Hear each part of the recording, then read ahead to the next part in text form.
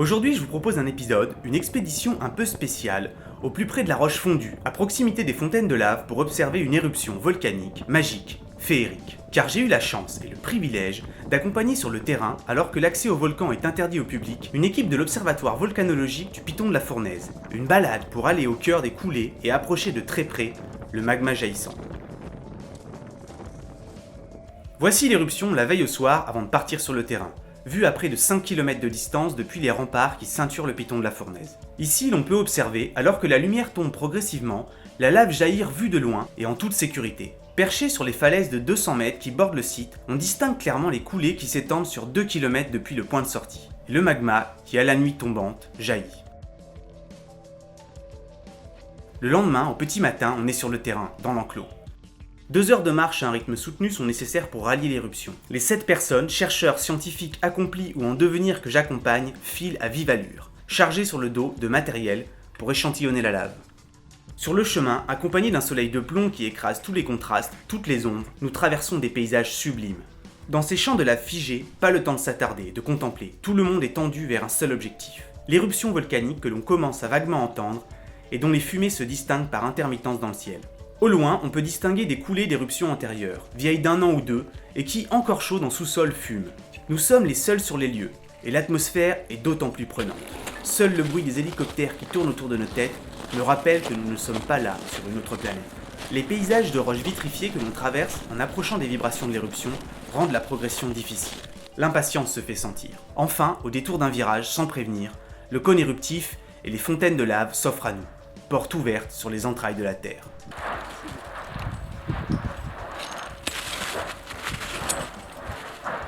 Alors que l'on poursuit la marche en contournant le dôme vers la gauche, le brouillard vient se mêler à la fête. Poussé par le désir de comprendre, de voir, de prélever, et aussi peut-être, pour ma part, par l'adrénaline, nous commençons à progresser sur une coulée très récente. Le sol sous nos pieds n'est âgé que de 3 jours, et n'a refroidi qu'en surface. Les pieds commencent à chauffer. À droite, le cône donne de la voix, tonne, éructe. Et quand le brouillard veut bien se faire plus discret, l'on peut observer les fontaines de lave qui dépassent régulièrement son sommet. Il nous faut bien 20 minutes de marche dans ce dédale de roches de plus en plus brûlantes pour trouver un point d'approche sécurisé. Pour la plupart d'entre nous, c'est un baptême du feu. Ce n'est pas tous les jours que l'on a l'occasion de marcher sur de la lave récemment durcie. Premier pas, sur une coulée à peine refroidie. Plus l'on s'approche, plus le sentiment de précarité est grandissant. On se sent tout petit face aux forces de la nature, grisant. À 110 mètres de là, le cône crache et bave sa lave sans interruption. Et les violents bruits de dégazage nous rappellent sans cesse qu'ici nous ne sommes pas forcément les bienvenus. Sentiment d'humilité poussé au paroxysme. La proximité du flot de magma se fait sentir. Le vrombissement des hélicoptères au-dessus de nos têtes, le brouillard et le vent qui s'en donnent à cœur joie rajoutent un peu de piment à l'ambiance qui était pourtant déjà bien tendue. Sous nos pieds, à 50 cm tout au plus, le sol est rouge. Température estimée 800 à 900 degrés. Tout le monde fait le pied de grue pour ménager les chaussures. On pourrait penser que si la lave est noire, c'est qu'elle est refroidie. Il n'en est rien. Les blocs de surface sur lesquels nous évoluons peuvent facilement atteindre les 100 degrés. Le petit point rouge de cette roche, ou ici le sol sous les pieds d'un membre de l'équipe, dépasse de 600 degrés la température d'une flamme de briquet. Ici, en vidant un peu de la bouteille d'eau au sol, on se rend vite compte de la température.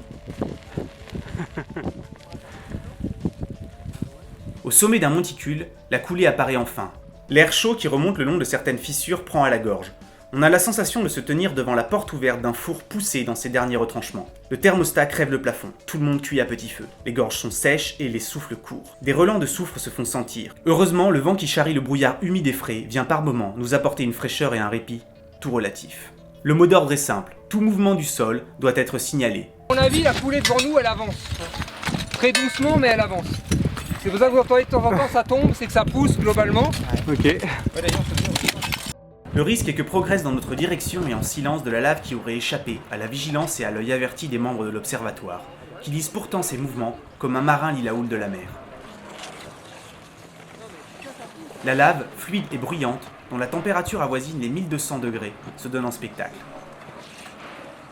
15 à 20 mètres tout au plus nous séparent de la rivière de lave, qui charrie avec elle des roches en partie solidifiées, dans des bruits de succion et de craquement. Magnifique.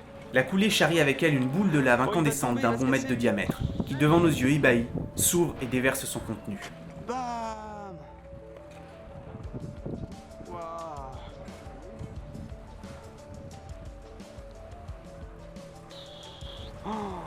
Oh le bloc. Ah oui, là on peut aller prélever là-bas, sans problème. On peut pas descendre là? Mais là, non, il y a un gros trou.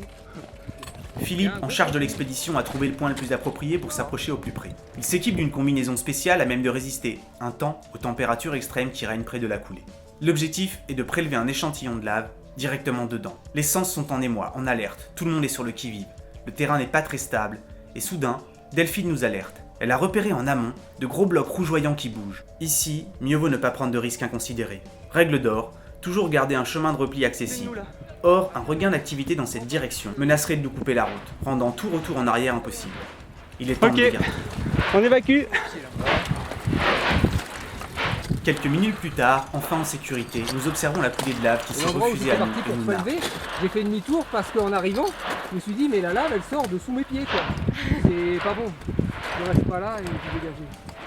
On va tenter de trouver un point d'accès un peu plus bas. Tout le monde reprend la progression et les semelles continuent de fondre. Malheureusement, les fissures trop profondes, le sol instable et finalement, un couloir d'écoulement nous empêchera de progresser plus loin. Il faut faire le deuil de l'échantillon prélevé à même la coulée.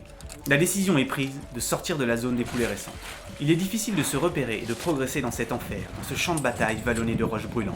On appelle ces formations des coulées en graton. Progresser là-dessus est vraiment éprouvant, on dérape, on glisse. C'est un numéro d'équilibriste, de pantin désarticulé en continu. Il faut une concentration de tous les instants pour rester debout, car le sol friable est instable. Chaque roche menace de se dérober sous les pieds, et tout le monde manque de tomber plus d'une fois.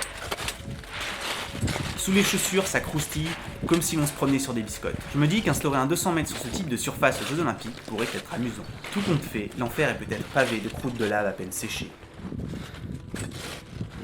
Dans l'euphorie, les pensées comme les images de la caméra sont floues. Difficile de faire le point dans cet environnement fascinant. À 150 mètres de là, le cône éruptif respire toujours, au rythme intermittent des éruptions et des gazages.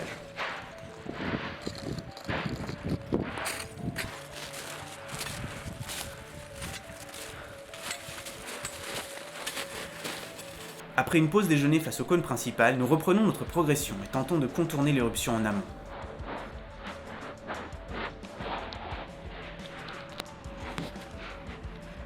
Le temps joue cette fois-ci en notre faveur. On va pouvoir récupérer les échantillons de projection.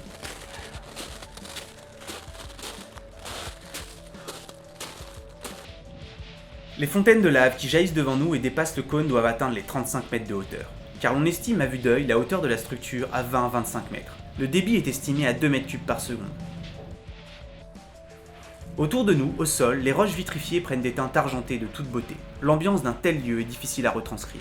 Les mots trouvent là leurs limites. Pour prendre la mesure de l'atmosphère qui règne ici, le mieux est encore de se taire et de laisser parler le pouls de la terre.